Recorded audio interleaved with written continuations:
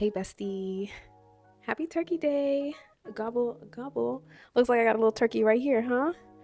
I don't know why she always like pops up in my videos. Like, I don't know if you guys notice if you watch my videos. Oh, now she's leaving. But she's always around. And I'm telling y'all, it's never until I set up my camera that my cat is in my space around trying to knock down the tripod. And I guess y'all are gonna know and say like, oh, it's because she's an orange cat. Probably so. Like, she's a menace, I swear. But I wanted to come on here today because obviously most majority of us, if not all of us, have this day off, and I just wanted to do another one of my connecting the dots series videos. Okay, so today we're going to do something called root cause radar.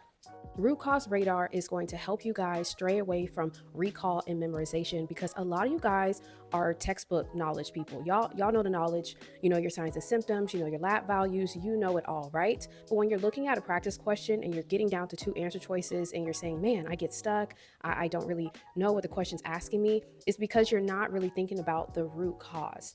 When we see practice questions that say, oh, the patient had, a brain injury, car accident, immediately you guys are jumping to, ooh, ICP, ooh, brain trauma, ooh, this. Everything is not textbook. Patients are not just one note. Patients are not pages out of a book. Patients are human beings with real emotions, with real physical illnesses and injuries that we have to connect all the pieces together to formulate our own consensus, okay? So we're going to do a practice question together today, and I'm going to help you guys learn how to look for the root cause. Okay, bestie, pause the video so that you can review the question and the assessment findings. Let's look at the question together. What about this patient's current condition stands out to you? Now let's look at the chart together. Start with the vitals. What do you notice about how they're trending? Are they improving? Are they worsening? Are they shifting in a different direction? Look at the physical assessment. What changes jump out at you? Anything new or different from what you would expect to see? Check the labs. Make sure you're taking your time. What's normal? What's abnormal? What doesn't match the story that the patient is trying to tell you? What is the patient's body trying to say? Okay? We need to look at all the details and try to fit all the pieces together, bestie. Pause and think. Based on everything you see on this chart, what is actually happening with the patient right now? Okay, let's bring in the answer choices. Remember, your answer choice needs to tie directly into what's going on with the patient. Look at each option and ask yourself, does this action make sense for everything I just reviewed? Does it fit the story, the data, or does it fit the label in the question instead of what's going on with the patient right in front of me right now? You have to choose the answer choice that's going to protect the patient based on what you're seeing in the data that you've been given. Okay, bestie? And by putting all the pieces together, you should have came up with number 4. Number 4 is the correct answer for this question. Now let's connect.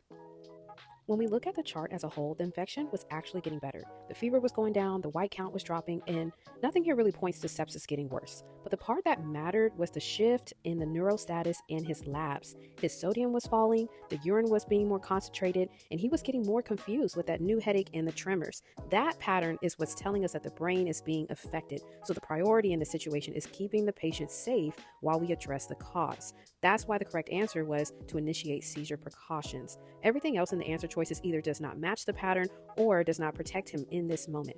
We have to think of it like this. The brain does not like to be watered down. So before you act, bestie, you need to pause and ask yourself, what is the body trying to tell me?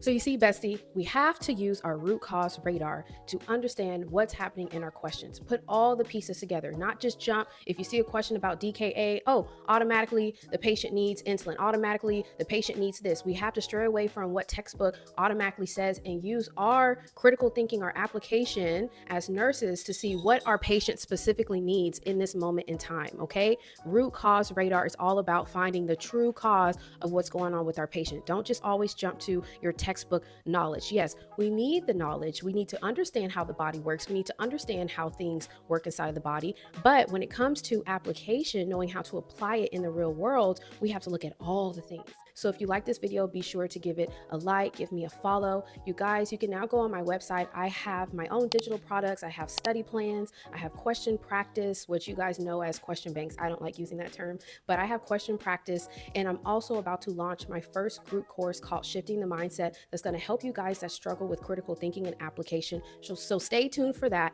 And also, once I reach my first 1,000 followers, I'm going to do a major giveaway. So there's some great and amazing things that I plan on doing here. So be sure to stay tuned, and I'll see you soon.